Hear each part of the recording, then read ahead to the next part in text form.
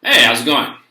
So today, Sergei Shoigu, the Minister of Defense of Russia, came out with some very interesting statements. I have them right here. He made various points, and I'll just bullet point them to you. On the one hand, he said that the Russians, the Ministry of Defense, the Russian armed forces, know that Kiev is trying to make a dirty bomb, an explosive device with nuclear material that will cause a big old mess. And they're also aware that NATO is bringing in a lot more nuclear weapons to Western Europe.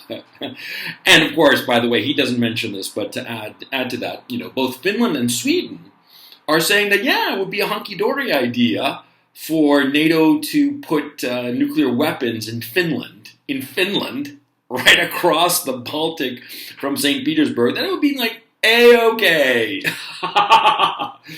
I mean, they don't understand geopolitics at all. Imagine if the Chinese put nuclear weapons in Tijuana.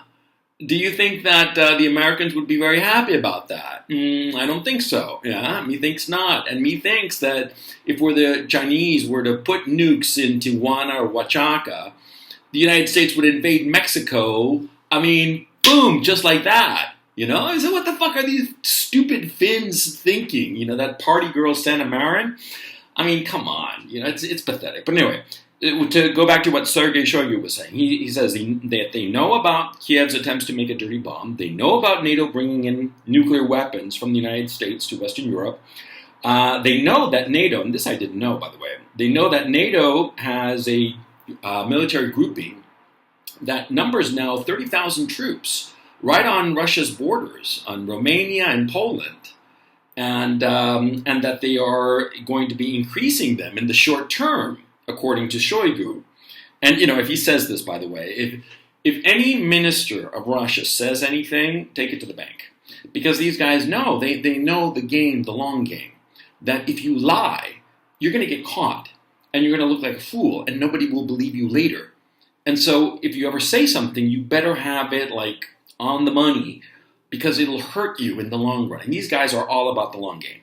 So when Shoigu says something like this, I believe him. I'll take it to the bank. So he says NATO has assembled 30,000 troops on Russia's western border.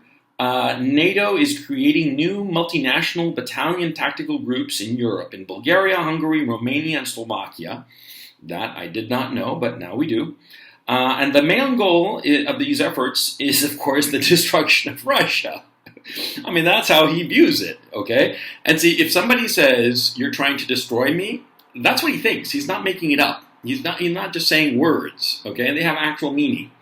And so him saying that the Russians have no doubt in their minds that all this effort is to destroy Russia, this is really stupid on the part of NATO, okay? Because the Russians believe, whether justified or not, whether it's just an exercise or not, well, they believe this. And so do you really want the largest nuclear power on the planet with indisputably the most badass army on the planet to be nervous about you? I think it's a bad idea.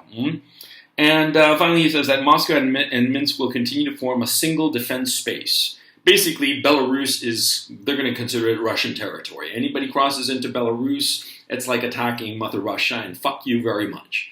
And so, basically, Shoigu is putting NATO on notice that they know what they're up to. They know that NATO is essentially assembling an army, but not even a particularly big army or strong army, because 30,000 men, even 60,000 men, is not going to make a hell of a lot of a dent in the Russian army, especially not when they are already putting in their troops that they called up, the reservists that they called up. Because remember, these reservists are all former veterans. They already served, okay? So they're already trained. And lots of military experts have told you, like Brian Berletic over the New Atlas has said, he hasn't been in the Marines for 20 years, but he said that, a couple of weeks and he'd be good to go, because it's just stuff that got so ingrained back in basic training that now, no problem picking it up, right? And so the Russians, they're assembling their own massive army. And by the way, parenthetically, I don't think that they called up 300,000. And I'll tell you why. I am acquainted with a lot of people in Russia, and a lot of them got called up or know people who got called up, and they're in the big cities and so forth, I would suspect that it's probably twice that number. That the Russians are saying 300,000, but it's a lot more. And I would not be surprised if by the end of the year they basically have a 1,000,000-man army ready to roll. Okay? I mean, 1,000,000 men ready. Okay? Okay, that's my suspicion. I could be completely wrong. But it's just, how can I put it? The Russians, they always kind of like, not quite lie, but don't tell the full truth insofar as certain bits of information. And the size of their forces is one of them. They consistently obfuscate, kind of like shy away from it, get around it, never really try to tell you how many they have. If they say 300,000 plus the 70,000 volunteers, that tells you something. And by the way, there's something else too that you should know before I continue on this video. A lot of people, a lot of pro-NATO people are showing video of Russian soldiers complaining. They're complaining that they don't have gear. They're complaining that they don't have weapons, that they don't have medical supplies, that they're stuck here in transit and haven't been moved to wherever they're supposed to go. Lots of complaints about that kind of stuff. Organizational complaints. And a lot of the pro-NATO people are saying, look at that. The Russians are, unprepared with this conscript army, which it's not a conscript army, but, they're never going to make it. They have crappy soldiers. It's going to be a mess, right? But notice that the Russian soldiers that are complaining are not complaining about the cause. They're complaining about the fact that some bureaucrat fucked up their gear. They're not complaining about not wanting to go to war. And when anybody interviews any of these Russian soldiers who's been called up, or any of the volunteers, the 70,000 volunteers who showed up, they're all like, fuck yeah, let's go to war, motherfucker. They're motivated. See, a motivated soldier is worth two. It's as simple as that. A motivated soldier, he's going to fight to the last breath. He's going to do whatever it takes. And of course he's going to bitch and moan about gear and the fucking bureaucrats and the fucking trains are too slow and all that shit. I mean, bitching and moaning is sacred, okay? But bitching and moaning about gear, but being fuck yeah, let's go to war? Oh, you don't want to fuck with those guys because they're up for it and you might not be up for it. And the question becomes, NATO is putting together this little rinky-dink army. They've got 30,000 soldiers. Maybe they add, maybe they triple that to 90,000 soldiers. Are they going to make a fucking dent in a 1,000,000-man army that's ready for bear? Excuse the pun. Okay. Now, the other data point I wanted to bring up, man, this is fucking wild. I mean, this is just fucking off the fucking charts, man. See, Zelensky gave an interview to some Czech news organization. He did it in English, by the way, and he said this. He said about the Russians, that the Russians are crazy. He says, are they crazy? Are they sick? What can I talk to them about if they attack us with 54 missiles in half a day? It's like they live on another planet. Because, of course, the Russians are saying that they're always open to negotiations. And he's saying that they're sick and crazy because the Russians are saying we are open for negotiations, but we're going to continue bombing the fuck out of you. And Zelensky is outraged and calls them crazy. And then Zelensky, in the very next breath, says, and I'm quoting here, "You should not be afraid of the possibility of nuclear war." He gave this to a Czech television station. He gave it this interview in English today, apparently. Just Google it, find it on Telegram. It's easy to find. I'm seeing a couple of different places that have this video. And this guy, this crazy-ass motherfucker, who's saying that the Russians are crazy because they're leaving the door open for negotiations, even as they bomb Ukraine.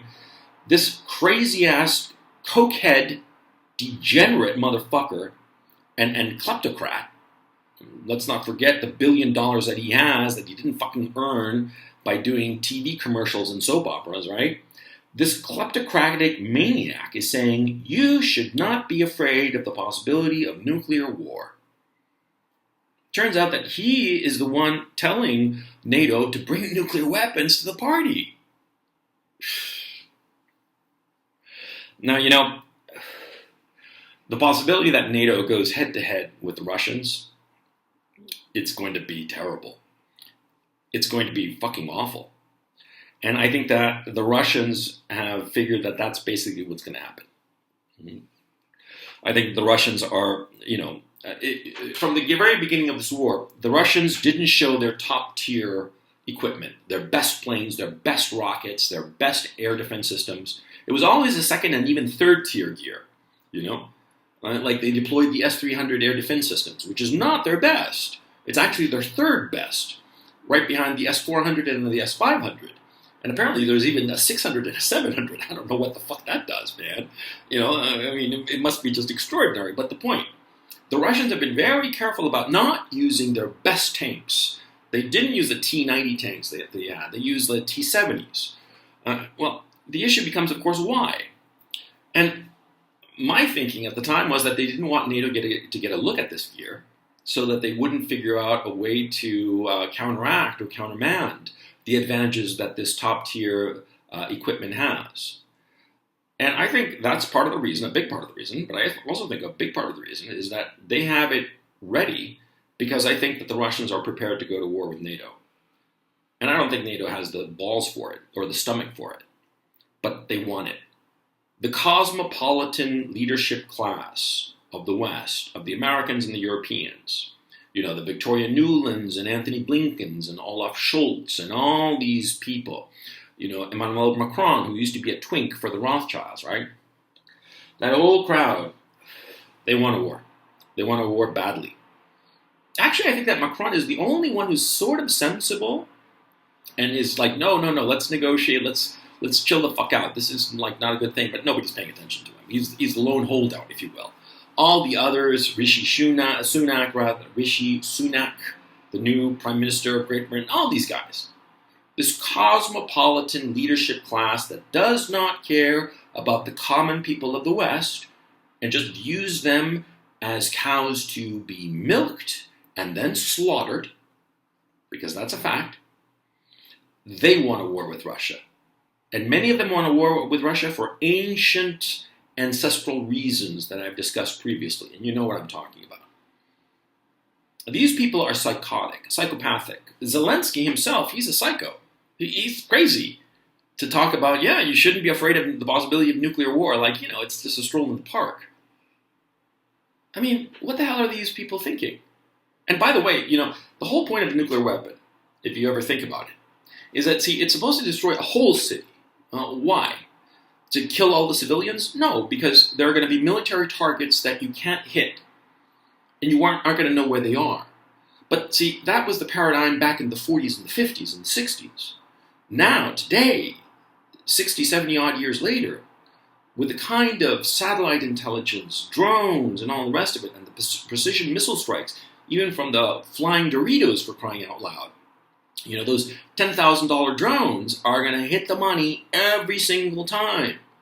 And they're just $10,000. They're not a nuclear weapon. And they'll destroy the target, the specific target, just as the Russians have been destroying the energy grid here in Ukraine. And by the way, for those of you wondering, they're not destroying the power plants. They're destroying the transmission stations. And so, of course, the power plant itself, which is the harder thing to destroy, and of course the more valuable thing, they're not touching that. These power plants are still producing energy. They just can't distribute it through the rest of the country. That's the problem, because the power station, the transfer stations, are the ones being blown up by the Russians, and they're hitting them with pinpoint accuracy all the goddamn time. And so this goes to show that nuclear weapons are not really necessary anymore, unless you're crazy, unless you're a psychopath. Like Zelensky, because he is, okay? And I don't give a fuck if I'm in Ukraine. I don't give a fuck if the SBU sees me and hears me say this, because it's the goddamn truth. Any motherfucker who says that you should not be afraid of the possibility of nuclear war is a psychopath. He is crazy, period. Anyway, I figure that you want to know what's going on.